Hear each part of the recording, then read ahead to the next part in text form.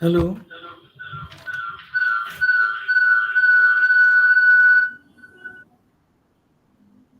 am I audible? Yes, sir. Okay, thank you.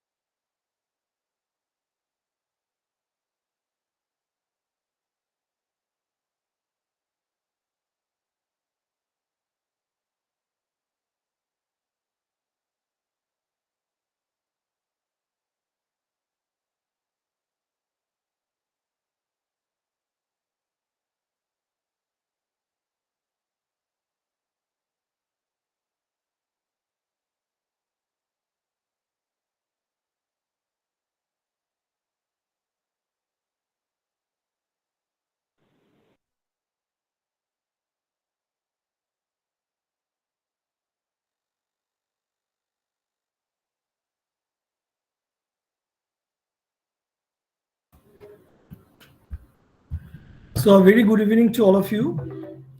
Today, we are going to start our first technical session for day two of the online 1 week faculty development program on research methodology and data analysis, which is organized by Kolkata Bidhannagar Society for Academic Advancement, jointly with Nowgong Autonomous College, Assam, Jhargram Raj College, Jhargram, and Domkal Girls College, Murshidabad. And today, in our first technical session, we have with us Dr. Rupam Mukherjee, Assistant Professor, Department of Commerce. I think it should be Department of Economics. Am I right? Yes, yes, yes, yes, yes. Okay. It's wrongly printed over here. It will be Dr. Rupam Mukherjee, Assistant Professor, Department of Economics, Kovi Shukanto Mahavidyalaya, Bhadreshwar, and who is going to speak on crafting a good research proposal. So I now request Priyanka Bonik Madam to take charge of this session. Madam, please. Thank you, sir. Very good evening to all of you. Today, as I said, we have uh, we are having Dr. Rupam Mukherjee with us, who is going to deliver a lecture on crafting a good research proposal. Mr. Mukherjee holds an MSc, MPhil, and PhD in economics. He is currently an assistant professor of economics at Kovishukanta Mahavidyalaya, affiliated with University of Bardhaman. His research interests span agricultural economics, development economics, and international economics. As the principal investigator, he submitted a minor research project funded by the UGC. The MHRD government of India has entrusted him with creating content for MOOC on economics, UG and PG courses for the SWAM platform. He is also developing study material for NSOU PG economics course. Um, he has numerous research publication in Scopus and ABTC Index, UGC Gear listed national and international journal with a high impact factor and site score, as well as in peer-reviewed edited books with ISBNs published by reputed national and international publishers.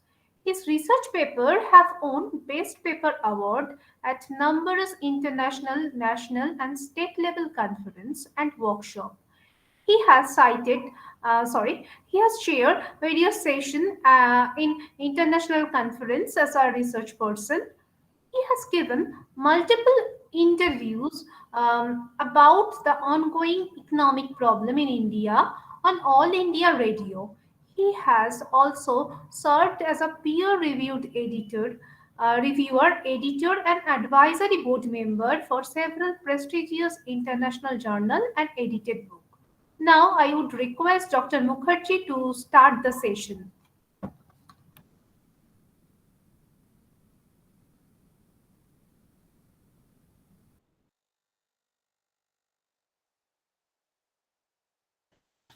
Thank you, madam. Am I audible? Yes, sir. Okay, so a very good evening to all of you. And thanks to all of you for being here today to participate in this online FDP on research methodology and data analysis that is jointly being organized by Kolkata Bidhannagar Society for Academic Advancement, Nowgong College, Assam, Jhargram Raj College, and Domkal's Girl College, Murshidabad. Now, at this outset, I convey my heartfelt gratitude to our Honorable President of Kolkata Bidhannagar Society for Academic Advancement, Professor Dipti Kumar Chakraborty, uh, the Honorable Governing Body members of this association, the respected principals and IQAC coordinators, as well as the organizing secretaries of the different institutions who have collaborated to host these types of faculty development programs, all my respected invited speakers, and my dear co-participants. Now, I here also want to mention my heartfelt gratitude and special thanks to Professor Prema Lama, the secretary of this association, who has always been the perennial source of inspiration for all of us. And I feel extremely honored and to be the member of this association. And I'm feeling very happy to contribute something, at least in terms of my deliberation of my presentation, uh, with my limited, abilities, skills, and knowledge. Now, if my presentation becomes helpful for any of you in this platform today, then it will be, my efforts will be worthwhile. Um, Now, before starting my deliberation, I just want to mention that nowadays, not only for submission of PhDs and MPhils, uh, many people are also applying for different sorts of funded, funded projects. Nowadays, UGC is not providing too many research projects, funded projects. but ICSSR and other universities and institutions, they provide some sorts of funded projects, and for that they ask for different types of research proposals. So my intention is to give you a brief outline that how to design a good research proposal, and that's why I have titled my my presentation title as crafting a good research proposal. Now I'm just going to share my slides.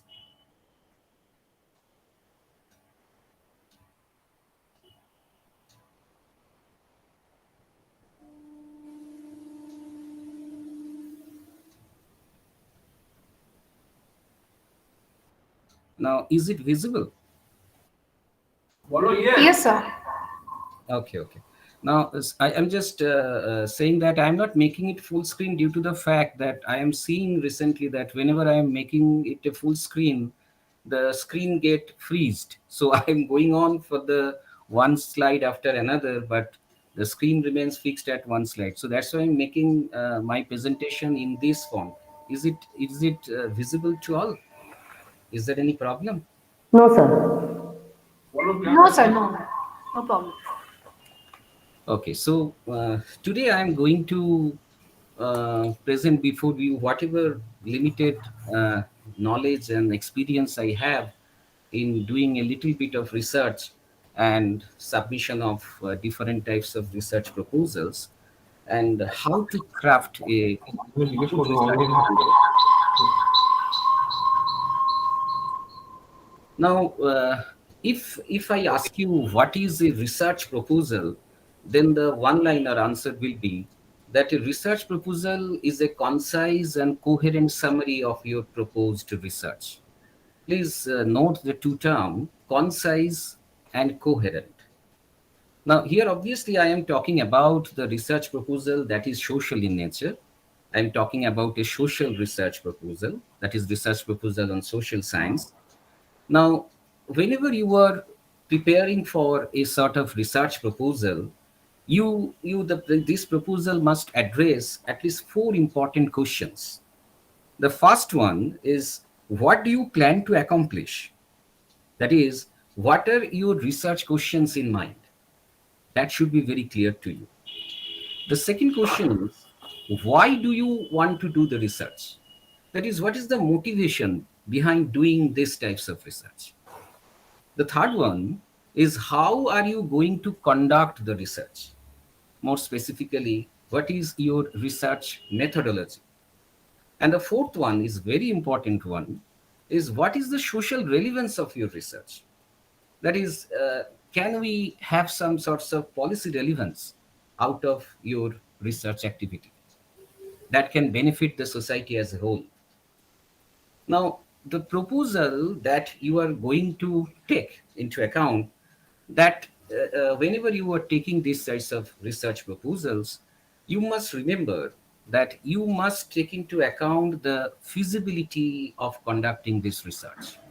Here, by feasibility, I want to mean the time as well as the budget constraint, and as well as I'm also mentioning the availability of data.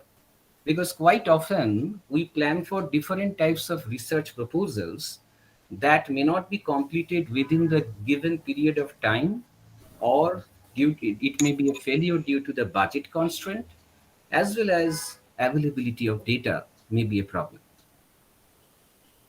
Now, before writing a research proposal, you make sure that your research is realistic and achievable.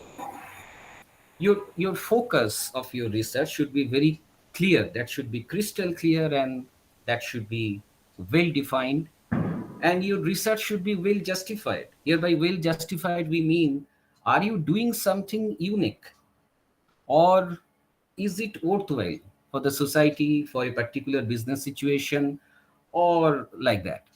So is it well justified to do the research? So these three questions, you should have a clear answer before you are writing any research proposal. Now, the basic structure of writing a research proposal is like this, what you are seeing in the slide. there should be a proposed title of your research proposal, and that will be followed by an introduction.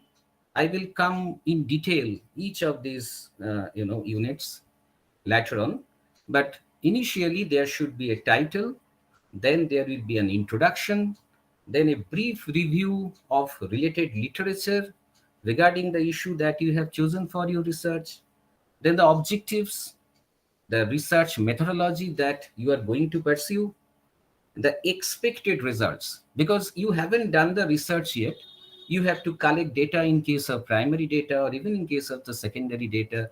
You are anticipating some results to come. So that's why it will be expected results. In papers, when you are writing the research papers, you are actually getting the results because you already have all the data in hand and you are applying the methodologies. You will get some result and you are reporting the result.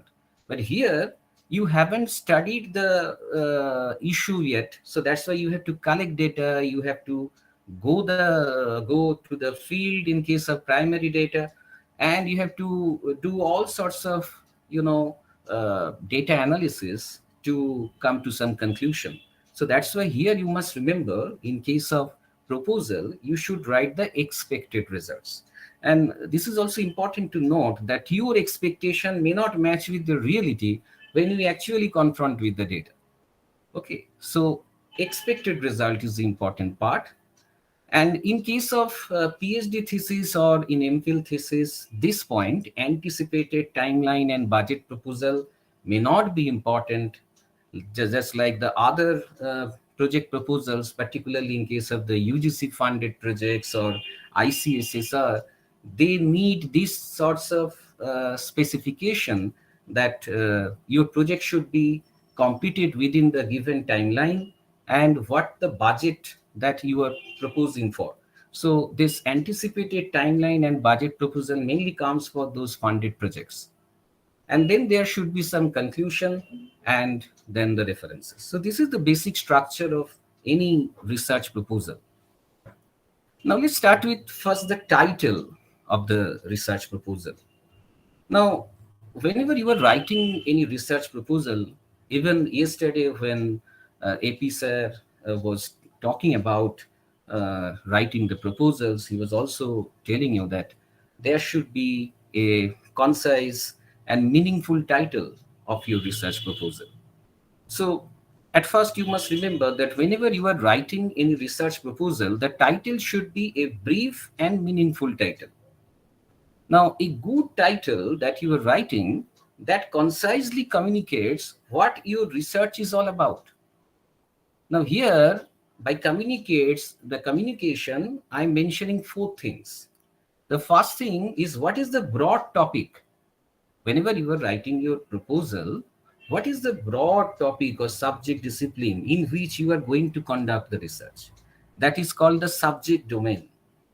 The second one is the focal topic. From the broad topic, you are actually trying to narrow it down to some focal topic, that is the selected field of study within the broad topic, and then the context or relevance of the issue, and the area or time of study, if necessary, to mention, that you have to mention in your project proposal. So in the title, these four things are important: the broad topic, then the focal topic, then the context or relevance of the issue, and lastly, the area or time of study, if necessary. I'm giving you one example. Now, see, this is one of the project title that of my project, Rural Non-Farm Income as Sustainable Livelihood Strategy for Farming Community, a study in selected villages of West Bengal. This is the title of the project. Rural non-farm income as sustainable livelihood strategy for farming community, a study in selected villages of West Bengal. Now, if you look at this title, what is the broad topic? From the very name, you can easily understand that this field of research is all about agricultural economics and rural development, isn't it? Because the farming community is involved, you can understand rural non-farm income, sustainable livelihood strategies, you are selecting villages. So the broad topic is obviously the agricultural economics and rural development. Now, what is the focal topic? If you go through this particular title in detail, then you can easily understand the focal topic is rural non-farm income. And the context, the relevance of the issue is that this rural non-farm income has now become a sustainable livelihood strategy for the farming community. This means from this title, you can easily understand that in this project, there should be some mentioning about why this rural non-farm income is growing over time, what is the situation of this rural non-farm income, and why farmers are preferring to have rural non-farm income, although they are the cultivators. So this is the context or relevance of the issue. On what I have written, a study in selected villages of West Bengal. Here I have mentioned the area of the study. The area of the study is the selected villages of West Bengal. So in this way, if you are writing the project proposal, then every points you are actually making tick mark. Now in the introduction portion, after this title, you have to write the introduction portion. Now this section of your proposal must have these following ingredients. The first one is that you have to start with a brief statement of your research problem. We sometimes call the problem statement. Here you must mention the context. What is the context for which you are doing research? What is the broad overview of doing this research? If there is some specific term that you have used in your research, for example, in my example, I have given rural non-farm income as a sustainable livelihood strategy. So whenever I'm going to write introduction portion, I have to mention what do I want to mean by rural non-farm income activities? What are those activities? What do we mean by sustainable livelihood strategy? So these types of terminology should be mentioned in detail. Then we will try to narrow down the broad topic into the focal topic. So this will be the problem statement part. Then you have to write what is the motivation behind choosing this topic. That is, you can provide some evidences from data, some current, situations that may motivate you to do research on this particular issue.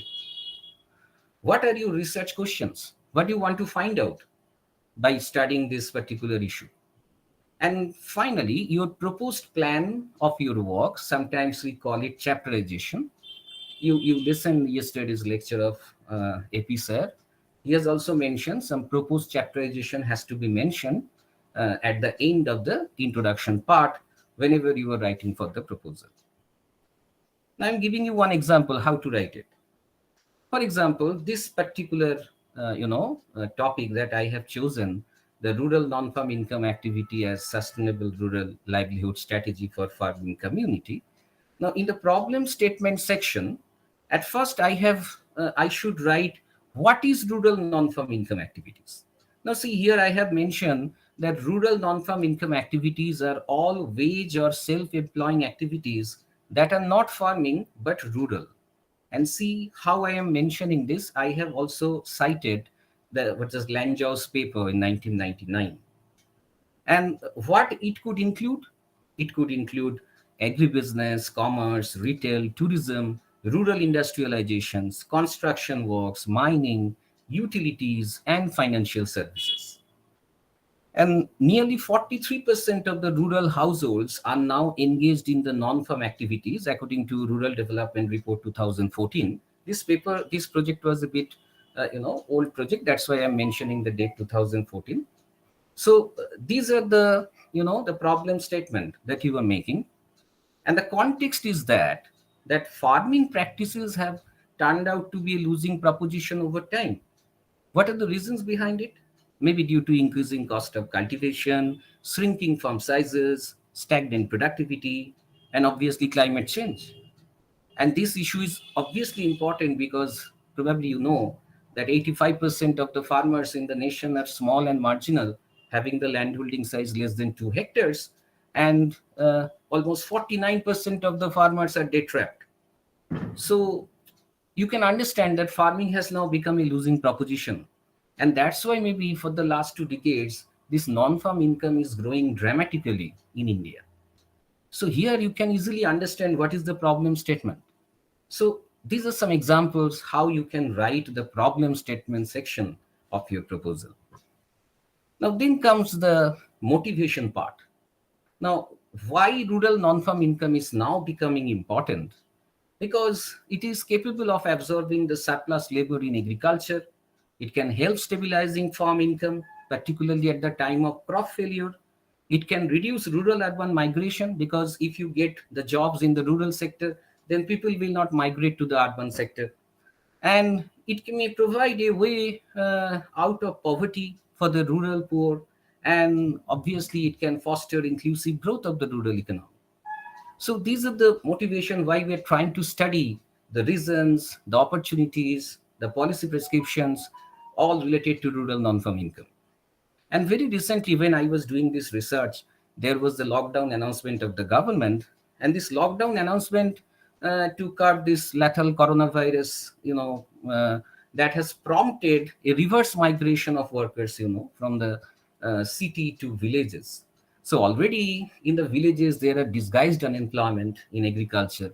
So if more and more people are coming to the rural sector, then how to employ them? That becomes a question. So rural industrialization, growth of rural non-farm sector becomes very important in this context. So that gives you the motivation behind your study. And if you come to the research questions may be posed in like this form, that what are the key drivers for the significant growth of these non-farm income activities in the rural sector? What are the factors that motivated farmers to go towards rural non-farm income activities? Whether those factors are demand pull factors or distress push factors, we have to identify. And what strategies, the government support mechanisms, and infrastructural developments are required to promote this rural non-farm employment. So in this way, you have to pinpoint your problem statement, the context, the motivation, and research questions. And then you have to go through a sort of chapterization. Now in chapterization, I am just showing you the basic structure by which you can make the chapterization in a fruitful way.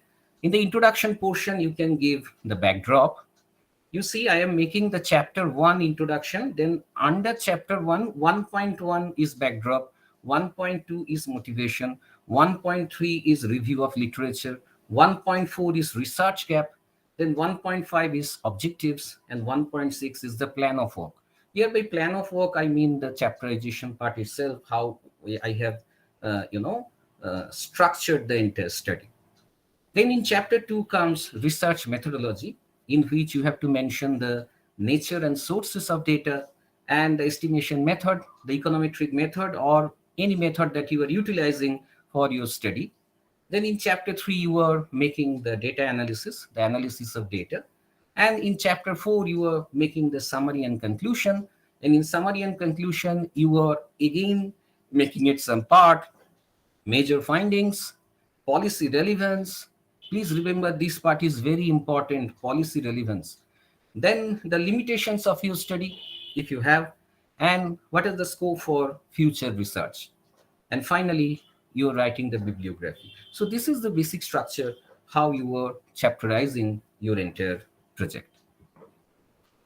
Now, if you come to the brief review of literature, the resource person in the second half yesterday, he has mentioned it in detail. But today I am just mentioning few important points when you were writing the literature review section of your project proposal. Now, in case of writing the literature review, you just try to show two important points. The first is that you should write in such a way that the who will the evaluator of your project, he must know that you know the existing research or literature related to your research question. Whatever research question you have framed, you have done ample studies, different literatures you have gone through, and in your writing, it will be crystal clear. And the important point is how to reveal the research gap. What research gap is existing in the existing body of literature, and how you are going to add something in the existing literature. Now, please remember that connect the literature to your specific research aim and questions. You should not write everything that relates to any particular issue. You should write, in case of literature review, those portions, those arguments which are pertaining to your research aim and questions. And this literature review is an argument, it is not just a list of summaries. So don't just provide an account of literature, try to synthesize it. Okay. But I mean that some critical or analytical writing is required. In most of the cases, what we find that people are going through abstracts of different papers, and by copying those abstracts, they're writing, this is the literature review. No, literature review is not like that. You have to synthesize those. Now, here I can propose 4 different types of doing the literature review. The first one is called the integrative. In case of the integrative literature review, you are summarizing the past research efforts to address the context that you have mentioned. This is called integrative. In thematic, what you are trying to do, you are making a comparison between the different theories to explain the concept. Okay, suppose regarding, you are actually doing a research regarding the relationship between 2 variables, say x and y, how the literature is giving you some arguments. Now, there may be some literature which is saying that there is a positive relationship between x and y, and what could be the possible explanation behind this? There are although certain studies in which the relationship is negative. In certain situations, in certain places, this positive relation may not hold. Then there must be some reason why they have found this negative relationship. And even the third possibility is also there, that there is no relation at all between x and y. So whenever you are writing this, you have to make a sort of synthesizing different theories, why some theories are giving a positive relation and why some others are refuting it. So these types of critical writing is needed.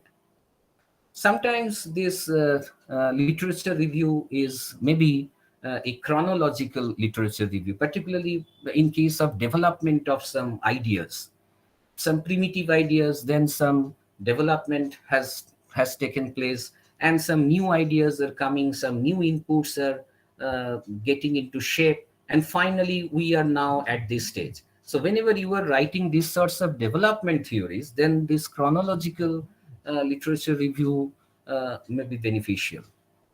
And there may be methodological reviews as well, where different methodologies that has been used to address the issue in the past may be synthesized. Now, in case of writing this literature review, please try to avoid 3 important things. The first is going through only the abstract section of the articles to prepare your write-up. Okay, you have to read out the entire paper to understand why the author is arguing for any specific relationship or arguing for any particular comment. The second one is try to avoid excessive use of quotations. And thirdly, unauthentic sources of data should not be used in your research, in your literature review. Whenever you are giving some argument with the data, please try to understand this data source is authentic. Okay, so that is very important. Now, in case of research gap, this research gap is particularly important in identifying the originality of your research. Now, this research gap can be identified by different ways. The first may be that no research yet in your area of study, or very limited existing studies are available. You want to explore many more things that has not been studied yet. And existing research maybe is outdated, or the context has changed totally. So initially, where the relationship is positive, now it may look negative, or now it may look no relation is there, or somewhere there was no relationship. Now it looks that there must be some relationship between these two. So some new research is needed, particularly in those fields, to understand the exact situation right now. So that can be one way of finding the research gap. And the last one is the methodological issues, that whenever you are using any particular methodology, now the existing research have used these types of methodologies to explain the conclusion. Now you are using a different methodology, but you must understand why you are using any particular type of research methodology. Just by using some statistical tools or econometric modeling will not give you fruitful result, because you have to understand whether these types of models or statistical tools can be utilized in your context. That should be important. And if you are giving some other way of looking the thing, or this methodology is an improvement over the previous one, then that should be highly welcome. So in this way, you can identify the research gap. And whenever you are doing the literature review, I can tell you, you can do one thing that will be helpful for you. Whenever you are reading any particular research paper, keep a copy in your hand, because whenever we were doing our PhD or MPhil or research works on that day, there was not a reference manager softwares like Mendeley or Zotero, which are now available right now. But during our days, it was not easily available. So that's why what we used to do, we have to manage the references manually. And for that, what we used to do, we used to keep a piece of paper by the side of the article. So whenever I am reading an article, number one, I am writing the title of the research paper in that blank page, then the name of the authors, then the name of the journals or the edited books or the reports or the blogs where the paper has already been published, the volume, the number of issue of the journal, the ISBN, ISSN, whatever may be the number that you have to mention. And sometimes the page mark, that should be also mentioned, the date of publication. And then I am going through the entire research paper. And from there, I can get some important points. I am noting down there in the paper. So whenever I am writing something, for which paper I am getting which input, that is clear in my diary. And when I am at last, when I am going to prepare my reference section or bibliography, you have to make it very clear that all those references that you have used in your study, you have used in the literature review section or methodology section or data analysis section, should be included in the reference section. You should not miss anyone from the reference list.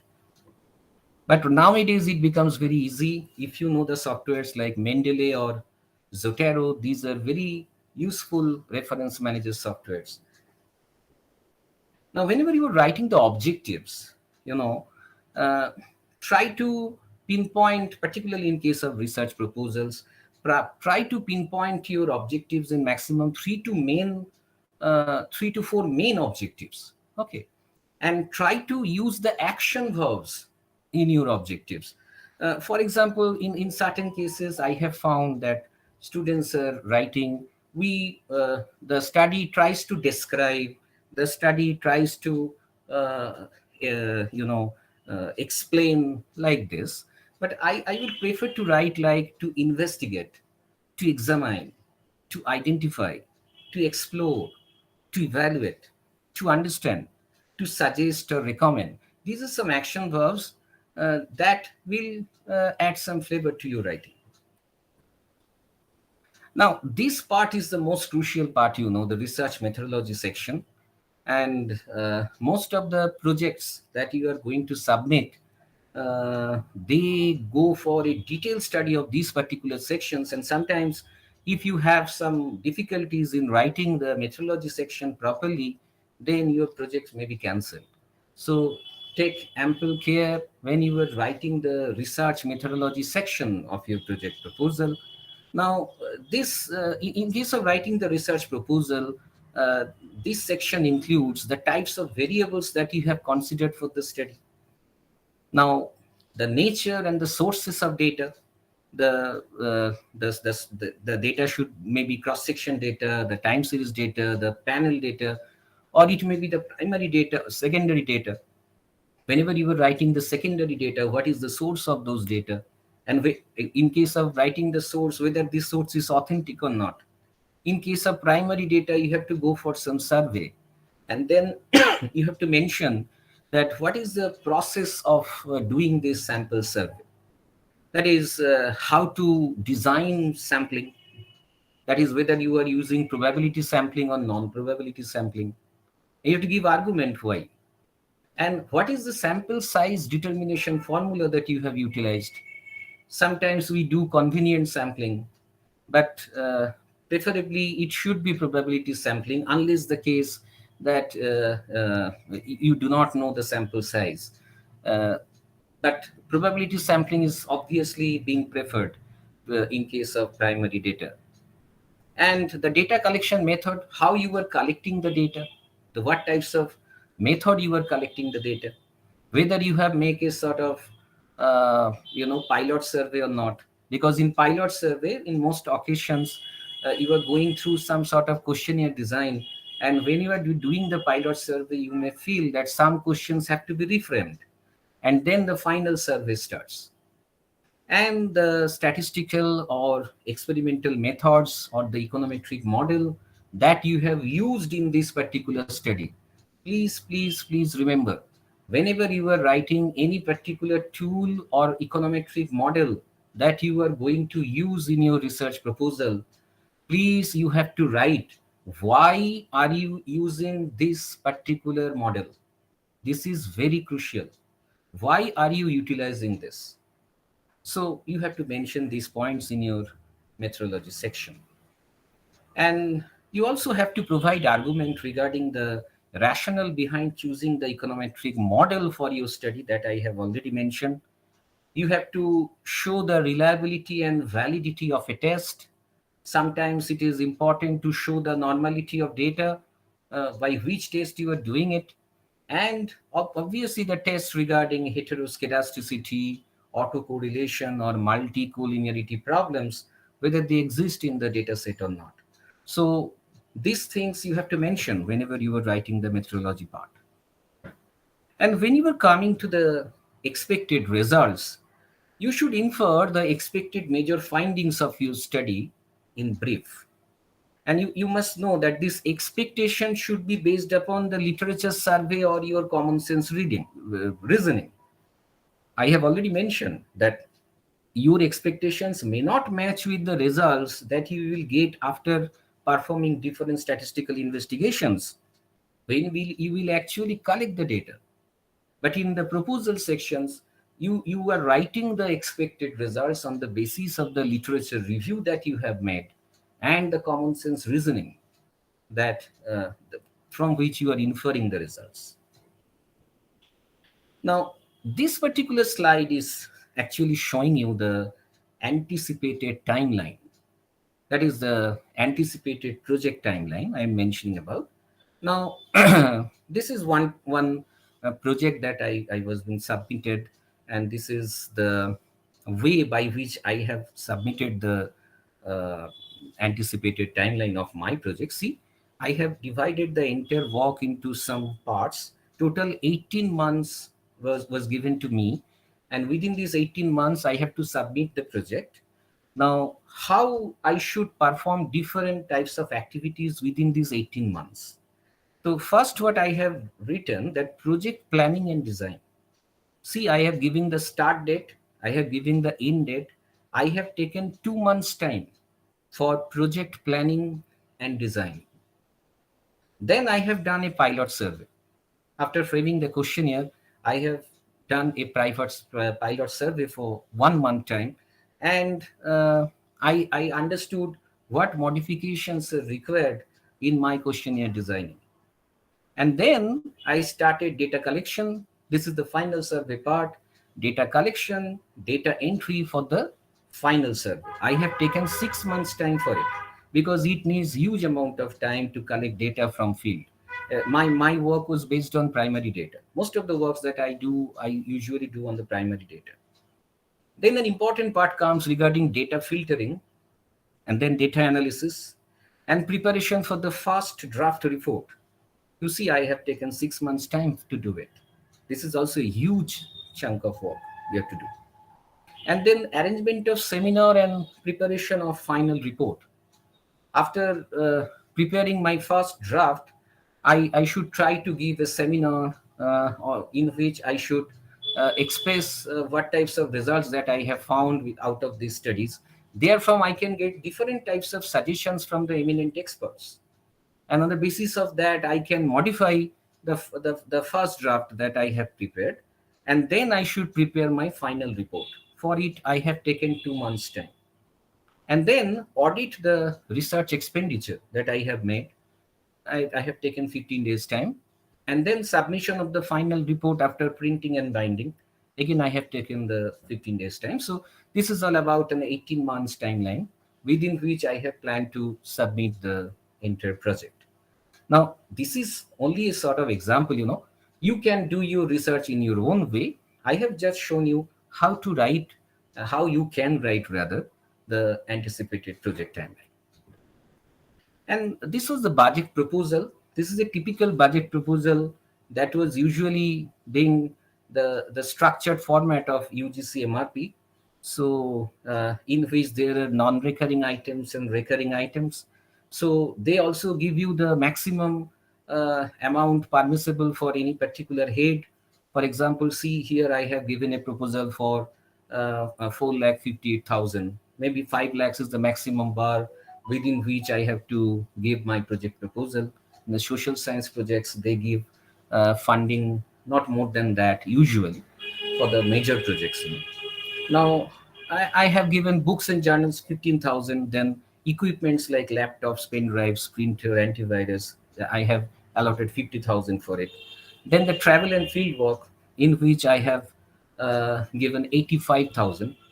Now, this part is very important. The hiring services, the salary of a research assistant, sometimes you need, and the personnel, particularly in case of the data collection, here the amount is obviously a bit huge.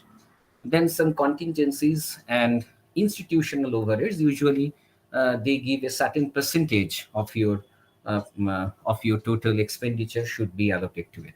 So this is the budget proposal of any funded projects. These are not required for your PhD or MPhil thesis, proposals, but this will be important for funded projects when you are applying for any type of funded projects. Now, to conclude, I should say that in the conclusion portion, this section, three things should be highlighted in detail. The first one is the significance of the study.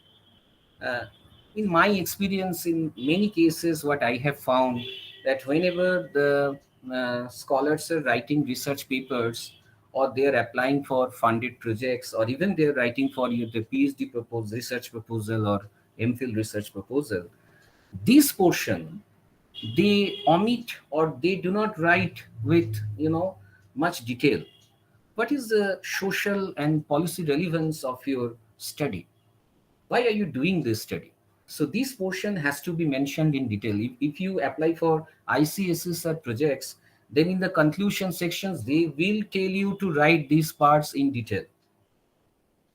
You have to write down the limitations if you have any. All the studies have limitations, So what is limitation?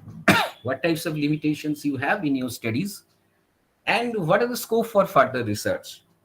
What is the possible extension of your study that you can make in future? So these three things must be mentioned in detail in the conclusion section. And then you come to the reference section.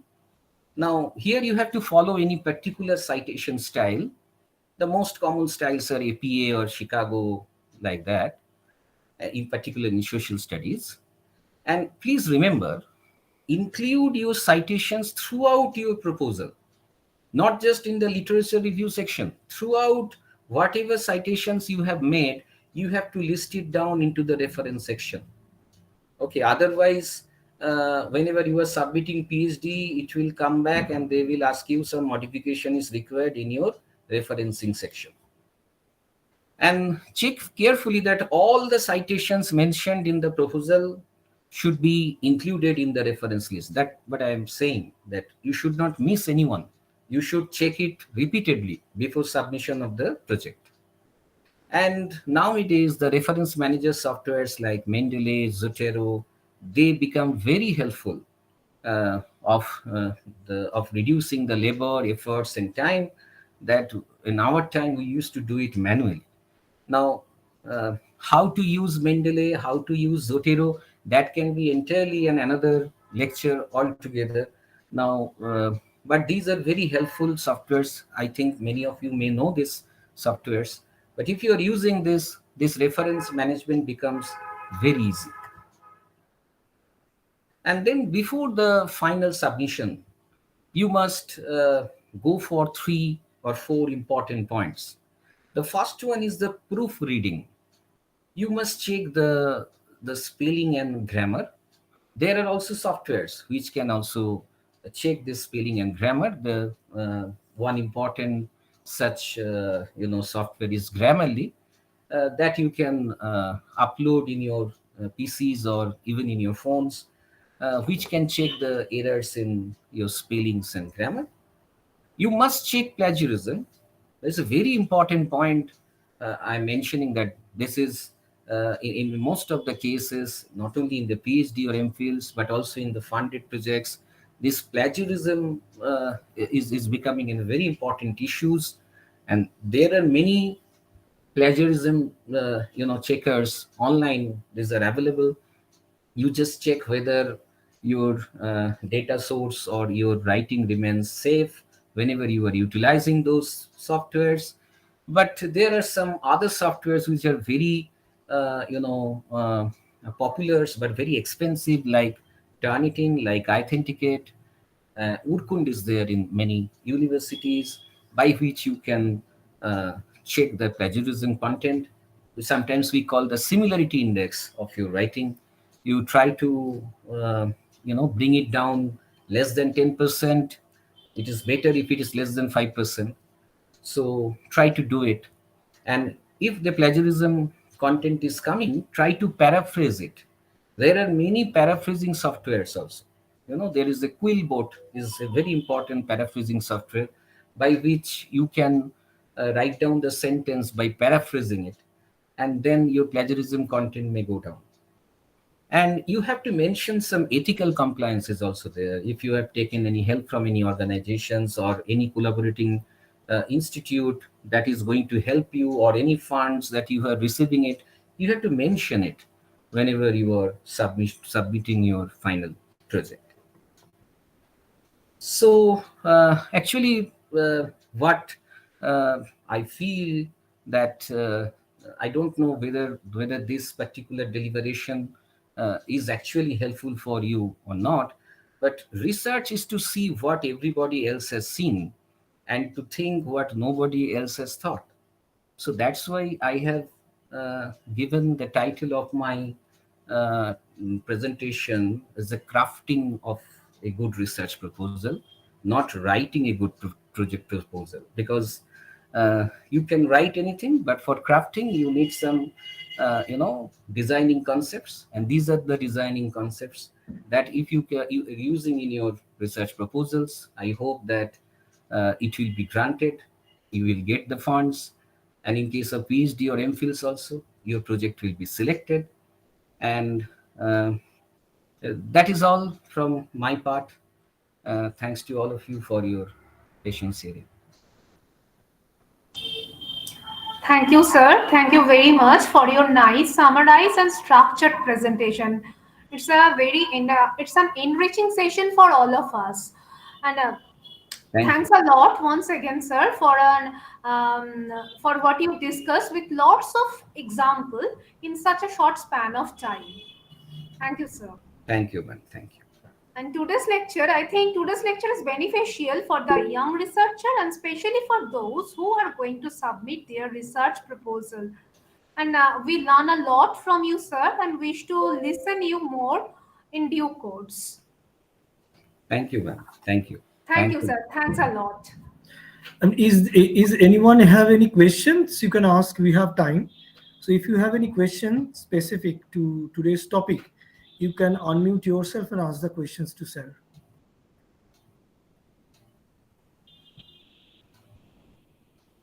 I think the lecture was so lucid and self-explanatory by itself. So everything is clear, and so no question indeed. And thank you once again for the fruitful session by Dr. Rupa Mukherjee. Thank you, sir. Thank you. Thank you. Thanks a lot. And with this, we come to the conclusion of the first technical session of day 2 of our workshop. So we will start our next lecture dot at 8 p.m. So we have some time. So before we start, just a few notification uh, for your knowledge. Just to tell you that if you have any question which you cannot ask here for paucity of time or for many other reasons, you can write those questions to our WhatsApp group that is meant for the FDP participants. We will forward those questions to the respective resource persons. Okay, and I think they will try to answer those questions. And whenever we'll get these questions answered, we will get back to you. So this is one thing.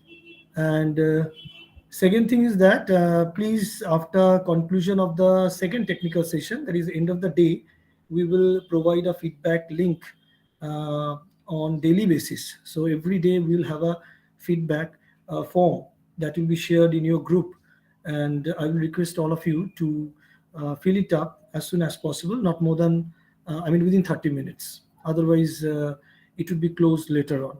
Okay, and after the on the last day of our workshop, that is on 27th November, just to reiterate that there will be a assessment test. Okay, so you have to prepare for that one. That would not be very hard and tough that way, but still, because we have to put some gradation in your certificate that way.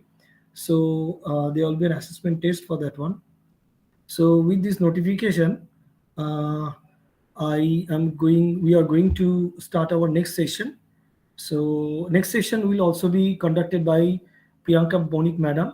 So I think we can wait a few minutes, and we'll start the next session at 8 p.m. Okay, sir.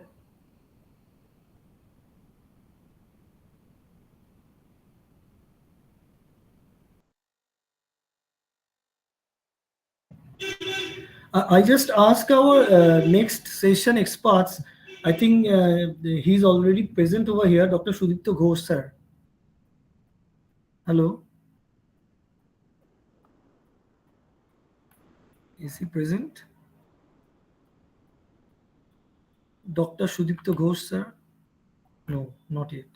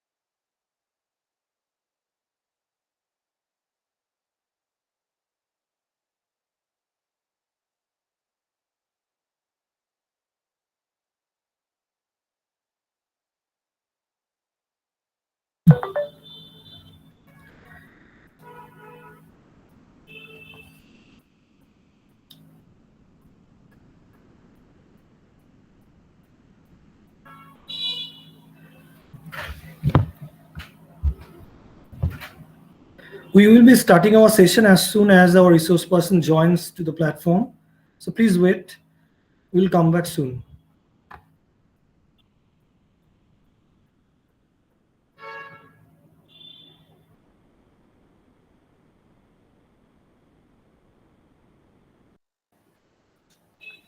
Okay, Obijit sir. Bolo. I Hello. mean, yes, please. Yeah, actually, uh, since I have 2 3 minutes time, I think we have 2 3 minutes time in hand. I just want to mention one thing that I have felt regarding joining a member of this particular organization. Yes, yes, I just please. want to share in just 1 minute that Yes, please. I must say that all the scholars that have joined in today's platform, online platform, I can tell you that when we were the scholars like you, we didn't get these types of supporting hands, the hand holdings that Professor Prema Lama has done. uh, he is really the source of inspiration for all of us. This association is actually the brainchild of him, and all the respected teachers of the universities, the colleges, everybody is there in the association, in the WhatsApp group. And if any particular scholar has any doubt, he can post the question in the WhatsApp group, and instantly he is getting the answer. These type of guidance, these types of handholdings, particularly for the young generations, we really missed during our times. I think Obiji sir, you will also agree with me that this is an enormous task that you people are doing, and thanks a lot to all of you. I am extremely happy. I am extremely proud to be a member of this association, and I will try my level best, whatever way possible, to enrich these activities, starting from edited books, then journals, then conferences, seminars, and now it is FDPs. And I think many ways to go. And I just want to tell all of you that it is our very good luck that we are all together in this platform. Thank you all. Yes, you're Yeah, right. yeah. Very. Hello, good evening all. Rupam sir, what you just now said is correct. Like now, the scholars are really very lucky to have all kind of platforms to do their research. I do Yes, agree with you. yes, yes.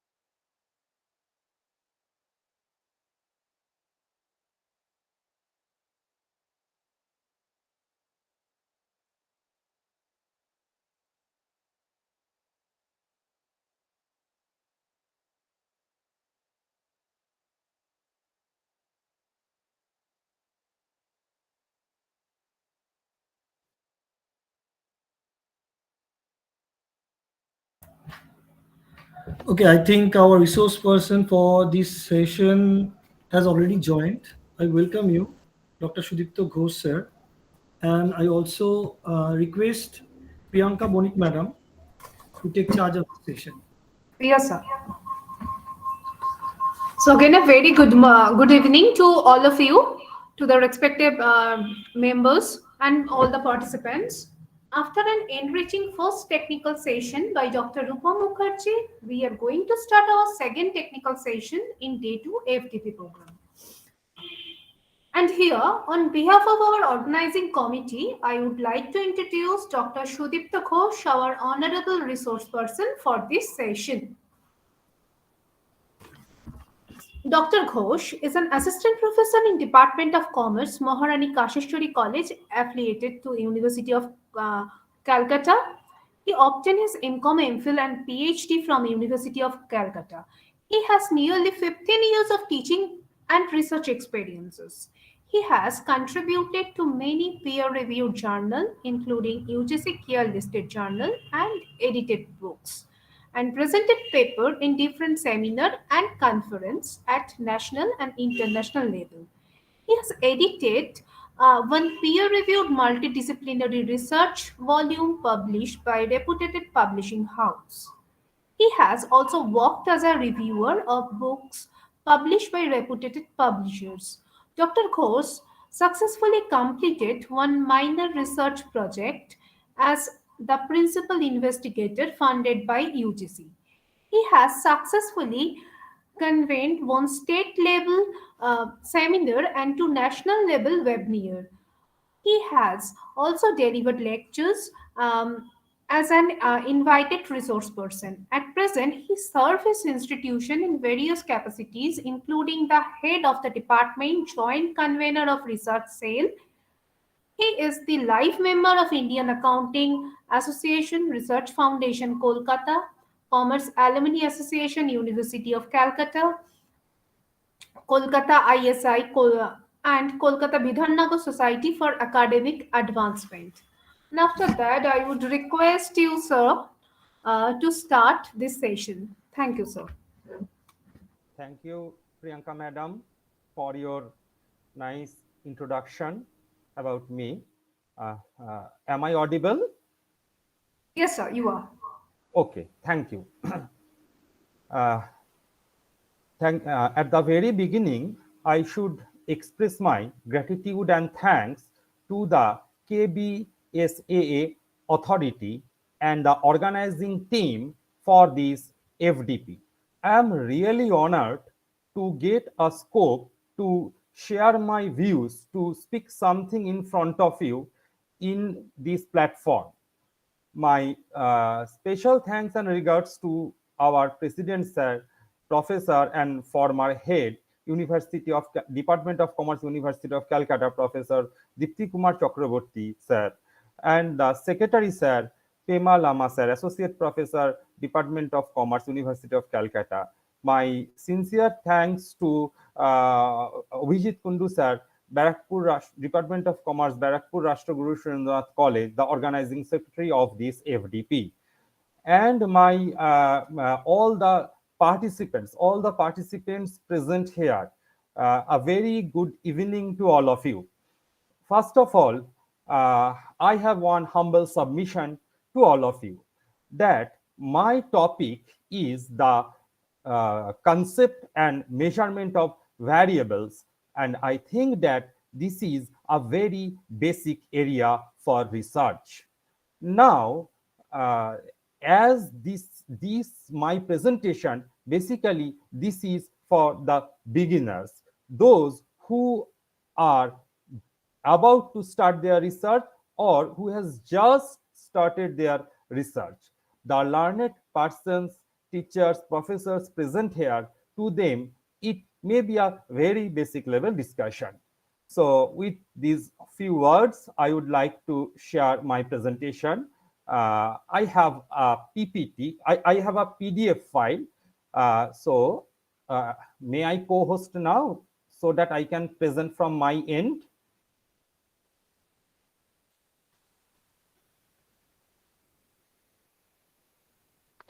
Yes, yes, you do. You do. You do. Whatever you want. Okay, okay.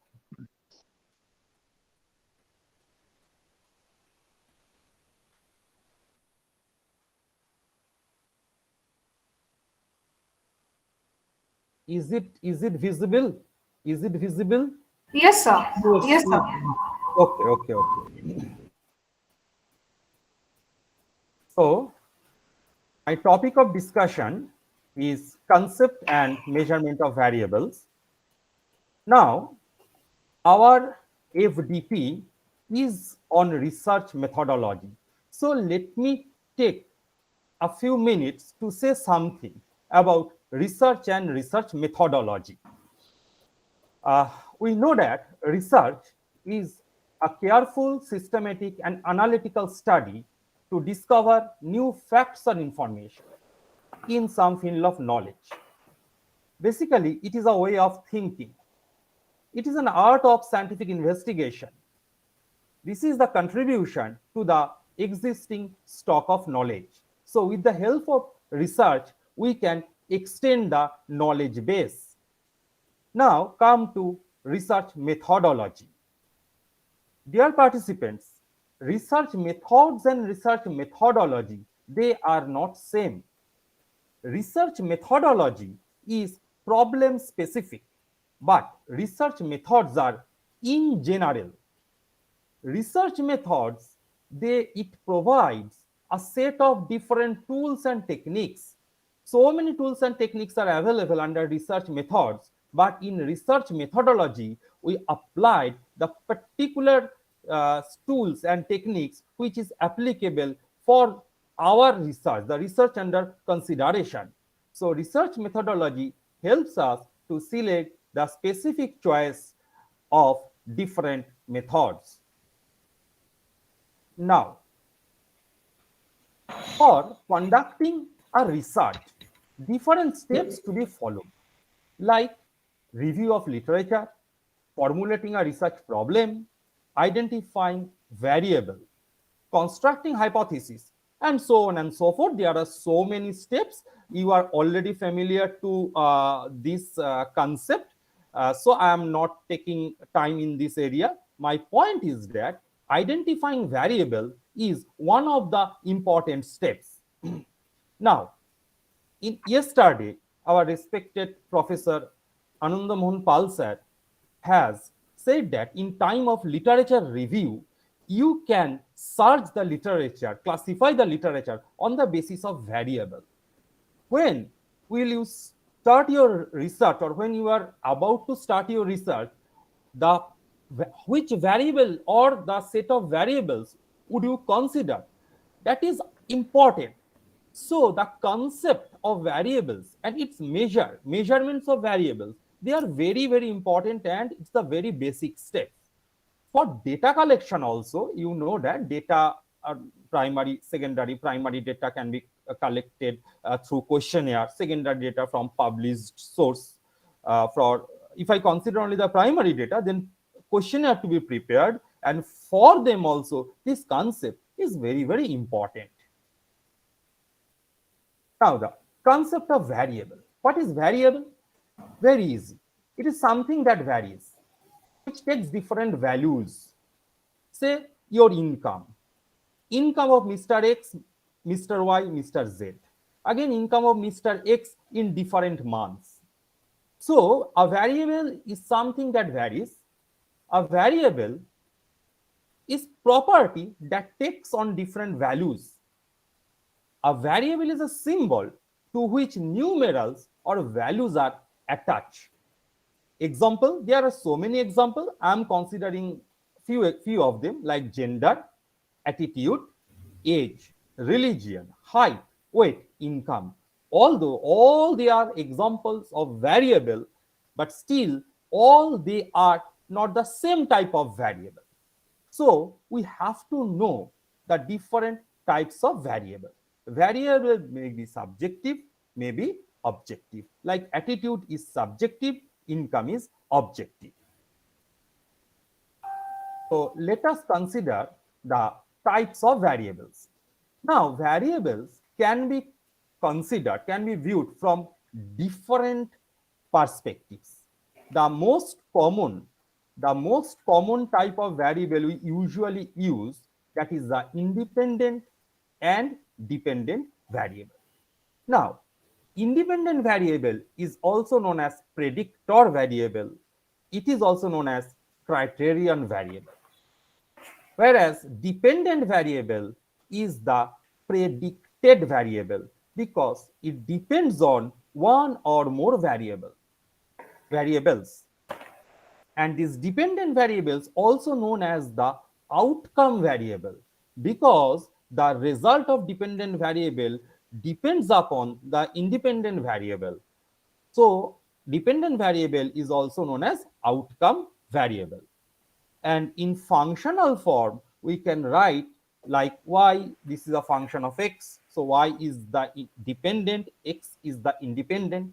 Again, y is a function of three independent variables here. Now, a variable which is dependent in one situation may be independent in another situation.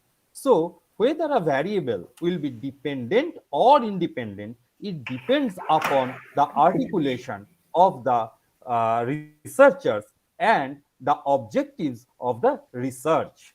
Like, say, brand preference. Brand preference usually it is a function of high social status, whereas another researcher may measure high social status as a function of high level of wealth. So social status in first case this is independent, whereas in second case it is dependent. So we have to be very careful about the dependent and independent variable, and basically it depends. It is from the viewpoint of the dependency. Now, come to another type of classification, which is qualitative and quantitative. Qualitative variable represents a quality, an attribute, or a property. All of them, quality, attribute, or a property. Example, gender, brand loyalty, education level. There are other examples. I am considering here 3. In this case, we cannot measure them directly. We have to take the indirect measurement. Whereas in quantitative variables, data represents some amounts and it can take any value from the set of counting numbers like income, 2000, 5000, 10,000, 12,000, weight in grams. So it can take any amounts of value is attached here, and here measurement is direct. So this is in very nutshell what is qualitative and what is quantitative. Third type of classification, that is dichotomous and polytomous variable. Dichotomous or dichotomous variable takes only 2 values, male, female, married, unmarried, executive, non-executives. Only 2 values, not more than 2. Now you can say now a recent trend is going on in admission of school or college, or in bank also, gender, male, female, other, or male, female, third gender. On that case, that will be polytomous because more than 2 options are there. Polytomous variables takes any number. For example, income, expenditure, profit, annual turnover, they can take any number. So they are the examples of polytomous variables. So dichotomous and polytomous variable is another classification of variable or types of variable. Next is another important types is manifest and latent variable. Manifest variable which can be measured directly, like income, you can measure it directly, expenditure, you can measure it directly, profit, annual turnover, height, weight, all them can measure directly. Whereas latent variable can be measured as a summary of a few other variables, aspects, or responses. Like if one researcher is measuring brand loyalty, then it could not be measured directly. For measuring brand loyalty, an index could be formed. So the index will be the latent variable, and the variable used to make the index, that could be considered as manifest variable. One technique is there, which is nothing but data reduction technique, factor analysis. This factor analysis, this concept of latent variable is there also. So manifest variable and latent variable. Now we have some other types of variables like dummy variable.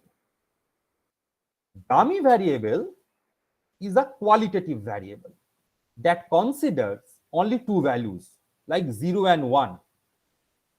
This is one functional form. This is an equation actually. Y is a plus b1 x1 plus b2 x2. Now x1, it has definite value. Now d, it is the dummy variable. We can consider the gender factor here. Now if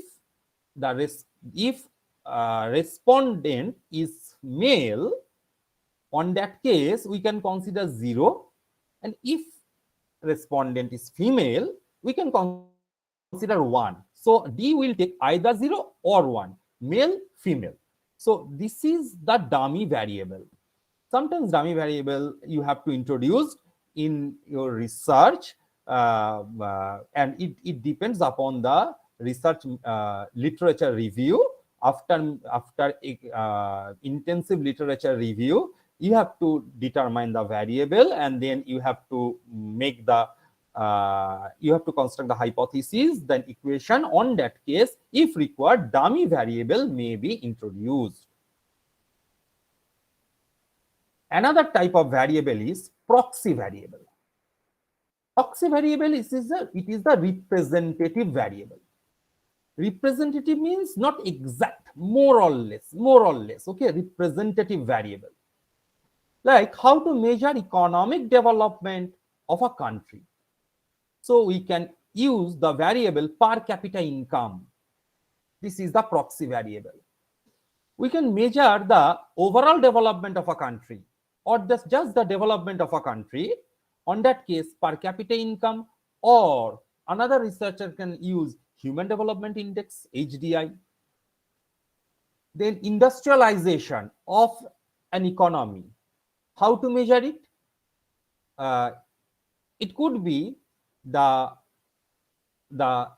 portion of GDP which comes from industry sector. Okay, so in these variables, they are the representative variable, and that's why they are the proxy variable.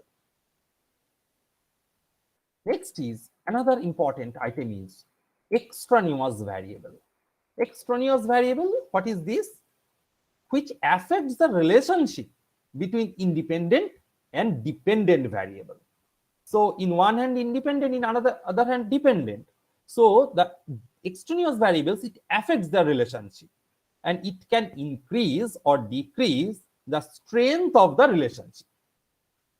Consider one example, otherwise it would not be clear. Smoking. Smoking, this is the assumed cause, independent variable, and cancer, this is the assumed effect, dependent variable. Actually, in case of independent dependent types of variable, dependent variable is the effect, independent is the cause. So assumed cause and assumed effect. Now, the age of person, the health of person, the frequency of smoking, any other complexities, health related issues, they affect the relationship in between smoking and cancer. So that's why the age of person, the frequency of smoking, like these, they are known as extraneous variable. Now, another important variable, you might get it in literature review, which is mediating variable or mediator. Okay, mediating variable or mediator. This is also known as intervening variable. Basically, it links the independent and dependent variable. One example, effect of COVID-19 on people's savings. Usually, there is no such relation between effect of COVID-19 and people's savings, but through consumption, we can link, because COVID-19, due to COVID-19, the many people lost their job, and for all of us that there is increase in medical expense. So on other on other expenses, people, they try to save. So COVID-19 is the independent variable and people saving is the dependent variable. So how to link between them? Now, low consumption. So low consumption will link these people savings with COVID-19. That is, this is the mediator variable or intervening variable in between dependent and independent variable. So mediating variable and mediator variable, this concept is also required, and I am sure that you will get this concept in many research papers. So in nutshell, this is the concept of variables. So first is independent, dependent, types of variables, independent, dependent, then qualitative, quantitative, then dichotomous, polytomous, then manifest and latent, then dummy variable, proxy variable, extraneous variable, and mediating variable or mediator. Now, dear participants, we have first in our mind, we have a concept. Now, we have to determine the variable. So, how to convert it? We have to convert it through an indicator. So, concept converting into variables through indicators, say rich or poor, this is the concept. How to measure the indicators? Through income and value of assets. So the variables will be total income per annum for income, for value of assets, value of home, value of car, value of investment. So I have already mentioned that research, it is a thinking. So through this thinking process, you have to identify them. And obviously, the literature review will help here. And your peer team and obviously your guide will help you a lot in this area. Now, some variables can be measured in different ways, like age. Age, it can be measured in qualitative format or quantitative format. Child, young, old, three categories, qualitative. Age in years and months, 10 years, 6 months, just for example, this is quantitative. Similarly, income, low, mid, high, this is qualitative measurement, whereas income in rupees, this is quantitative. Temperature, cold and hot, qualitative. Temperature, degree in centigrade or Fahrenheit, this is quantitative. Okay. So variables can be viewed through different angles. Now come to the measurement portion. So after determining variable, we have to think about the measurement. What is measurement? Measurement means assigning numbers to events or objects or observations according to certain rules. So basically, this is attaching or assigning a numbers. Otherwise, we could not proceed further because we use statistical package like spaces, like EViews. Now there is R, Python, whatever may be the package, we have to enter the numbers. So for conducting research, for applying statistical tools, we need data which is required to be quantified. Usually broadly there are 4 scales of measurements. First scale is nominal scale, which is also known as classificatory scale. This is nothing but attaching a name tag. This scale provides a simple way of keeping track of people objects or events. Say roll number of a student, Aadhaar number, jersey number of a player, just to identify them. Now, jersey number 1, jersey number 10, it does not necessarily mean that jersey number 1 is a first player, jersey number 10 is 10th player. This is not like that.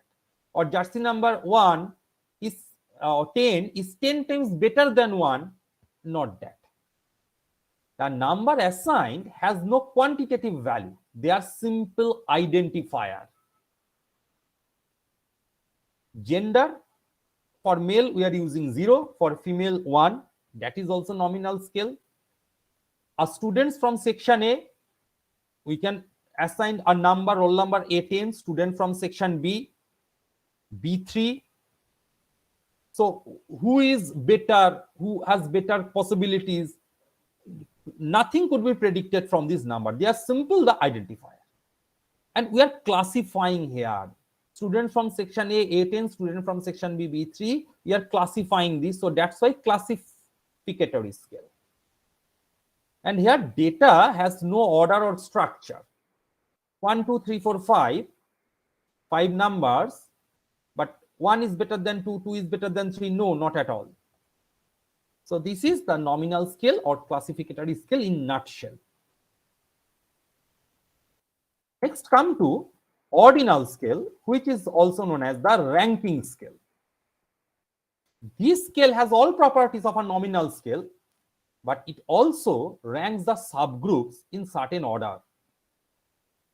Now, order indicates the rank. 1, 2, 3, 4. So 1 is better than 2, 2 is better than 3, 3 is better than 4, like this. They are arranged in either ascending or descending order. Like socioeconomic status, one example, upper, middle, lower. But, dear participants, please remember that the distance between the subcategories is not equal, as there is no quantitative units of measurement. Like students' rank, this is ordinal scale. First boy, say, obtained 90, second boy obtained 85, whereas third boy obtained 65. So 90 and 85 gap is 5, whereas 85 to 65 gap is 20. But this gap, this does not mean that the gap will be 5, 5, 5 in each case. The gap is not at all equal. It may equal, that is a different case, but gap is not equal. This is a rank. First boy, second boy, third boy. That's all. And also, we cannot say the position of first boy is 3 times as good as that of third boy. This will be boy, okay, third boy. And also, student got first class does not mean that he is twice intelligent than a student got second class. Because in this case, that is in ordinal scale, there is no true zero as origin. So here we are just measuring the rank and order. Third level of measurement is interval scale. Interval scale has all the characteristics of an ordinal scale, which automatically includes all the characteristics of a nominal scale. In addition, the scale has a starting point and an ending point or terminating point, and is divided into equally spaced units or intervals. Like temperature can be measured in Celsius system. For a starting point 0, terminating point is 100 degree. Gap between these points is divided in 100 equally spaced intervals known as degree. But very, very important point is that there is no true zero in this scale. That means temperature is 0 degree. That does not mean that you are not feeling anything. 0 degree centigrade temperature is also a temperature. But it does not mean that 0 degree is the absence of temperature. because interval scale has no true zero. Like intelligence can be measured in IQ. Zero IQ means the lower level of intelligence. One has 10 IQ, so higher level of intelligence. Zero IQ does not mean that this is the absence of intelligence. Otherwise, the person could not perform his daily routine. Now, as there is no true zero in the scale, we can say the higher the degree, the higher the temperature. That's fine. So 40 degree is greater than 20 degree, but we cannot say that 40 degrees centigrade is twice hot as 20 degrees centigrade. This is purely due to absence of a true zero. So this is interval scale, but the equispaced scale. Next scale, the fourth level of measurement scale, ratio scale. Ratio scale has all properties of nominal, ordinal, and interval scale, and also has a true zero. Example, height in centimeter, income in rupees, age in years, weight in kg. And as it has a true zero, so we can say that in ratio scale, a person earning rupees 50,000 per month earns twice the earning of a person of rupees 25,000 per month. And all type of mathematical operations can be done in ratio scale. So there are four scale. First one is nominal or classificatory. Second one is ordinal or ranking. Third one is interval. And fourth one is ratio. As a researcher, you must have a clear concept regarding the scale, the measurement. Now, what are the possible statistical operations? What are the possible statistical operations? In nominal scale data, frequency distribution, percentage, pie chart, and as a measure of central tendency, mode, chi-square test. They are possible. In ordinal case, all the above plus ranking is possible, rank correlation is possible, but as a measure of central tendency, median. In interval scale, all the above plus mean, SD, mean as a measure of central tendency, SD as a measure of dispersion, CV, coefficient of variation, SD by mean, t-test, f-test. And in ratio, all the above plus correlation, regression, ANOVA, analysis of variance, t-test, they are possible. Now, dear participants, many of you may have familiar with SPSS. Now, in SPSS, you will find nominal, ordinal, and scale data. In SPSS, the interval and ratio, they are clubbed under scale data. So, scale data means either interval or ratio. Actually, there exists little substantive difference between interval and ratio scale data. Now, there is a relation between variables and scales. Today's topic of discussion is variables. Now, the variables, the categorical variables like gender, we have to use nominal scale or ordinal scale. For continuous variables like age and income, we have to use interval or ratio scale. For qualitative variable, again like gender, nominal or ordinal. And for quantitative variable, again age, income, interval or ratio scale. Now, the example I have chosen intentionally, same example, just to make a similarities between them. Basically, categorical data, they are qualitative data, or qualitative data, they are categorical in nature, and quantitative data, they are continuous in nature. So qualitative data, categorical data, quantitative data, continuous data. Categorical, nominal, ordinal, qualitative, nominal, ordinal, continuous, interval, ratio, quantitative, interval, ratio. So this is the relations between variable and scales, and we have to keep all of them in mind, because they are the very basic steps in the full research process. Now the comparison among the different scales. The nominal and ordinal scale, they are the non-metric scales of measurement, whereas interval and ratio scale, they are metric scale of measurement. Now nominal is the first level, the very basic level, ordinal second level, interval third level, ratio highest level, fourth level. Higher the level, better the position, and all types of operations could be done in higher level.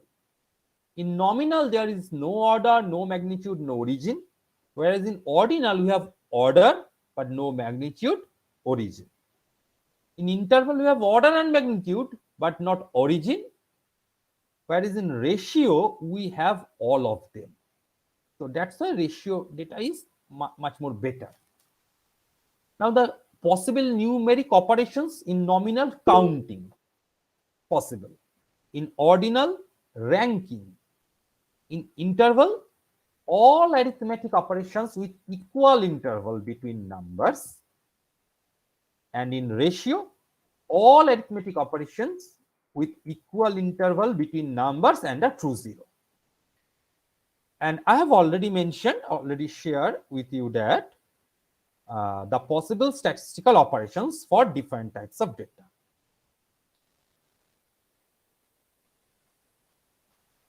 Now come to the scaling portion, because in this area we have to know the concept of scaling also.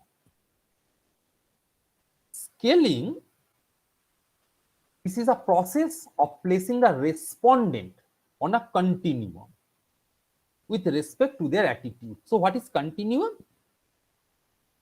I have written here, this is a series of things that are slightly different from each other and that exist between two different possibilities. Like we are measuring one attitude, one is extremely unfavorable, one extremely favorable, 0, and we are very much familiar with them, particularly after sale service of washing machine or fridge. You can get one message that please rate us for delivery service, for banking service. Those who are using SBI, you will get it. So you are replacing, the respondents are placing them. The respondent 1 is 1. That means the place of respondent 1 is extremely unfavorable. Respondent 3, 10, that is place of respondent 3 is extremely favorable, whereas respondent 2 in just mid, in between two extreme point. So actually when we prepare questionnaire or when we collect data, then we use one popular scale which is Likert scale. There are other scale also, the Likert scale or Likert scale. For example, attitude like strongly agree, uncertain, disagree, strongly disagree. Now you may ask, what is the relations between variable, measurement and scaling? The relation is that this Likert scale, which is mostly used by the researchers who are doing their research involving primary data, this Likert scale is either ordinal or interval. This is the relation. Likert scale, this may be ordinal or interval. Usually 5-point or 7-point scale is used. Now one can use 4-point scale also. 4-point scale by removing the uncertain, undecided or neutral option. because there is a problem of putting this neutral option. One can skip, and if a researcher, on that case, a researcher may face a problem. So, from my experience, I can share you that many researchers, they use 4-point scale also by removing the uncertain, undecided, or neutral option. Now, Likert scale, the discussion of Likert scale, it's a separate issue. It takes time, so I am limiting my discussion only this. That is this the basic concept of this Likert scale. So after conceptualization, then measurement, then another important area is checking the reliability. So if you have a questionnaire measured through Likert scale, you can measure the reliability, and this reliability could be measured to convex alpha. If the value is greater than equal to 0.70, it is accepted. If it is below, not accepted, you have to revise the questionnaire. That's why pilot survey or pilot testing is important. And this measurement is easily done through SPSS.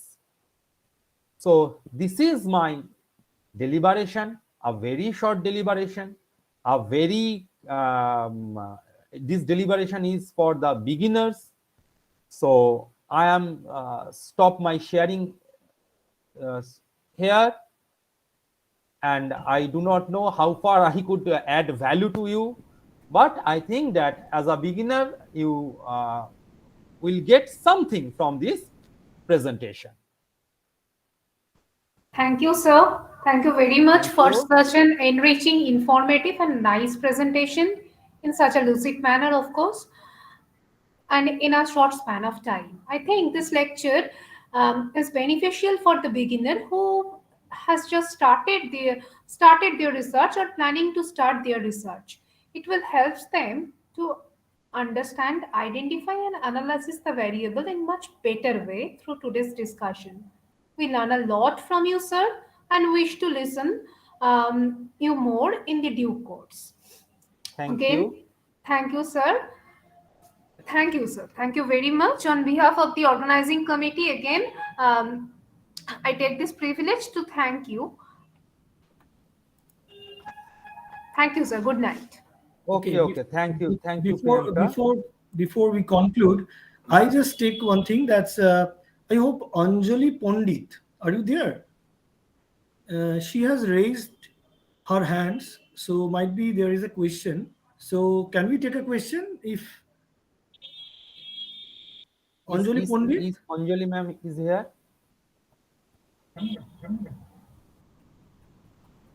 I think she raised her hands before. Okay, she might have got his answer for what he raised her hands. Okay, before we conclude today's session, I just request all the participants who are present to switch on their videos. Okay, just for we have to take a picture. So can we all switch on their videos, please, for once only?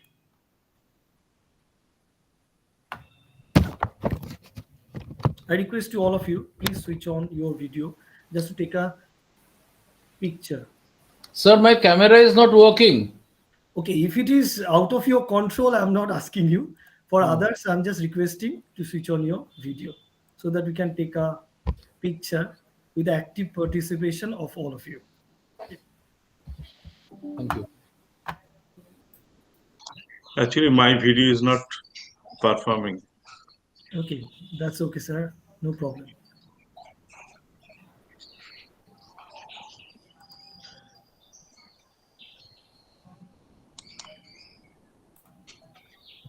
My camera is very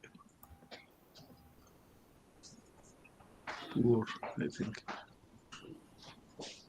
Quality of my camera is very poor. That doesn't matter.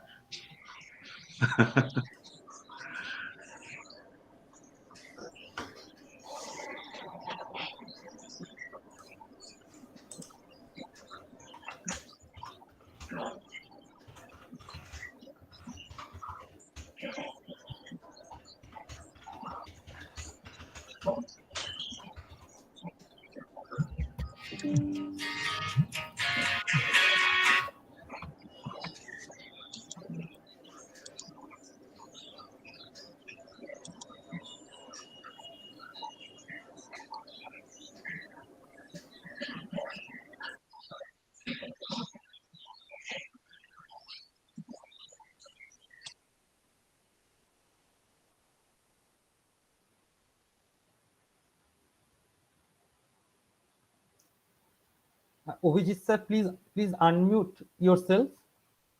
Okay, You are okay. not audible. Yeah, yeah, yeah. Okay, thank you all for switching on your videos. It's okay now. And before we leave, we have some time. So one question came. Can we? Yes, yes, This is in the chat box by Shayok Mitro. Can you yes, explain, sir, how can we yes. use 4-point Likert scale in practical study? Yeah, yeah. It's a very good question. Actually, usually we use 5-point scale. Okay.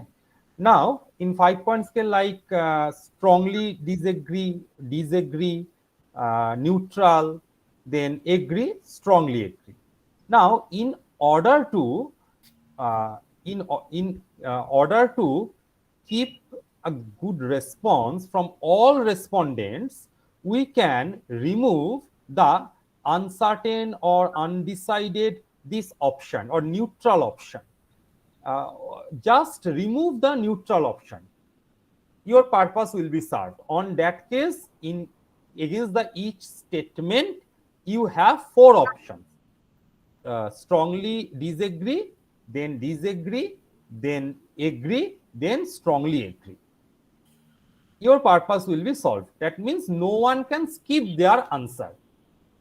And it is used in literature. I got this, and I know I do not want to name, but I know the professors very close to all of us use this 4-point scale and successfully completed research projects. And it's a good practice. You can use 4-point scale.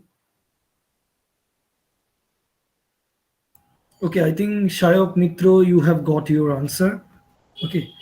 Now, if you have any other question, you can write them in your WhatsApp group, and we will Okay. get back to you. I mean, we'll forward the questions to the sir, and sir will try to answer them, and we'll get back to you. So, with this, we have come to the conclusion part of today's day 2 of our workshop. And I again take the privilege on behalf of the organizing committee to conclude the today's session.